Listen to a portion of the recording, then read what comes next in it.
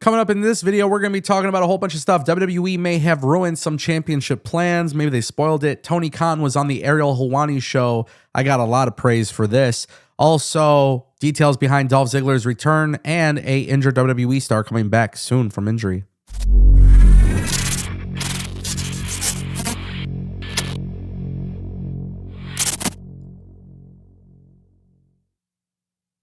If you guys want more videos like this, don't forget to click that subscribe button, ring that bell. This way you never miss a video on the channel. I want to kick things off, guys, just really quickly. Chad Gable is reportedly back training for his WWE return, which is fantastic. This came from PW Insider. They've reported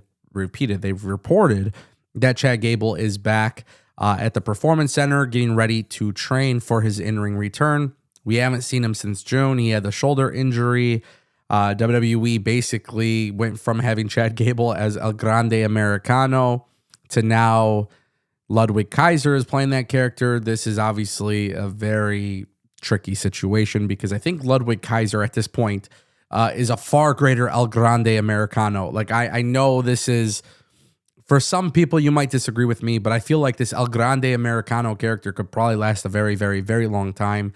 The stuff being done in AAA and NXT and WWE with El Grande Americano has actually been very enjoyable to watch.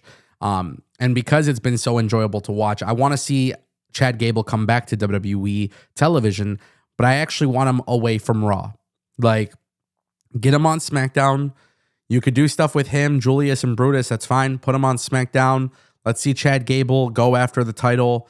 Like, let's start doing stuff with Chad Gable that is different before, because this guy had a lot of momentum at one point. A lot of people thought he could become the world champion. WWE didn't go forward with that. Put him on SmackDown, get him away from Penta, get him away from all that stuff. It's time to start with a fresh slate for Chad Gable once he's ready. That brings us to our next topic. Tony Khan was on the Ariel Helwani show, and there was so much to unpack here. So make sure you guys are subscribed because we're going to go through this. I'm going to have shorts and things of that nature as well. But Tony Khan, I just want to tip my hat off to him.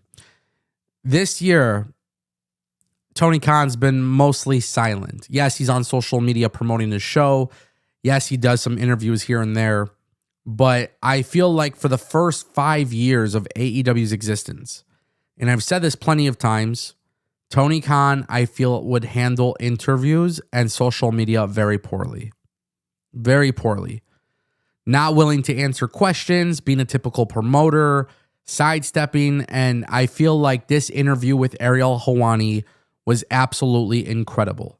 I felt as if this interview was so good, and Tony Khan has earned my respect. Questions about CM Punk, and Tony Khan was very open and honest about all of his stuff, dealing with the Andrade situation. And of course, there are things that Tony Khan can't physically speak to because of legal reasons, but Ariel Helwani and Tony Khan having this kind of conversation was so productive and so important for Tony Khan.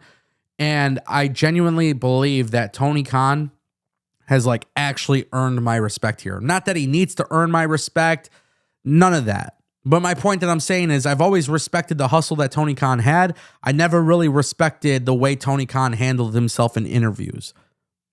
Sometimes it was a little cheap. Sometimes I didn't like it. And I think with Tony Khan, what we saw, he was asked about Saudi Arabia. He answered that. Tony Khan was asked about talent not being on TV. He answered that. Miro leaving AEW. He answered that. He answered these things, and he did it so incredibly well. And I feel like that's what AEW needs. They need somebody to lead, to talk, and be proper. And there's just a lot of stuff like that. He confirmed Adam Cole probably won't be wrestling again. There's just so much that gets into it. Tony Khan, absolute rock star in this interview. I highly recommend you guys check it out. And that brings us to our next topic. Dolph Ziggler returned to WWE. Guys, I told you what was happening. This is the same exact situation as we expected with Zack Ryder. So Dolph Ziggler signed a merchandise deal with the WWE, but he is still working for TNA. He's still Nick Nemeth in TNA. WWE's not bringing him in long term. Dolph Ziggler did reveal on Busted Open Radio that this was the plan for several weeks. He said he actually didn't tell anybody about it other than his brother. So if it got leaked, then his brother was the one responsible. But it didn't get leaked. He didn't leak it. Anything of that nature.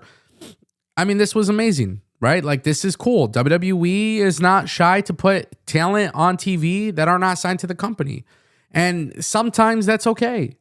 You know, you got to be careful. But Dolph Ziggler and Zack Ryder are WWE intellectual properties anyways. That's why it wasn't Matt Cardona and obviously Nick Nemeth. But those are things to obviously consider. And I think it is incredibly awesome to see that WWE has essentially figured this out, man. For Dolph Ziggler to come in and it's not a long-term deal, great. He's still in TNA. There's really no reason for him to be in WWE. There's nothing he's going to be able to really provide to WWE other than taking losses. You know what I mean? Like, he's going to put people over, but there's so many people ahead of him. You know, we just know how this is going to work. You bring in Dolph Ziggler, like, what's the point? It doesn't make sense. But these one-offs, amazing. You want to bring him back for the Royal Rumble? Amazing. Do you want to put him in a program once in a while? Go ahead and do that. That's amazing. That's fine. But to sign him long-term, it just simply doesn't make sense. I like this. And that brings us to our final topic, ladies and gentlemen. Tatum Paxley, JC Jane. WWE may have spoiled it. If you go on their website, there was a glitch or something that happened on their website that basically spoils the outcome of this match. The WWE.com title history page began listing JC Jane as the current champion for the women's division of NXT. And it's dated and everything for basically the second hour of NXT. So we don't know if this is like a back end update in which NXT and WWE like uploaded this on the website. We don't know, but this is not a very good look. This has actually captured a lot of people's attention. So a lot of people go online and they're like, whoa, why, why is it showing JC Jane defeating her? WWE may have ruined this. This is supposed to be a very big deal, a very big episode for NXT. This is supposed to be something that people are paying attention to because it's the Gold Rush. It's Madison Square Garden Theater. Like, this is something that a lot of people are kind of, you know, excited about. And you don't want the Tatum Paxley news being something that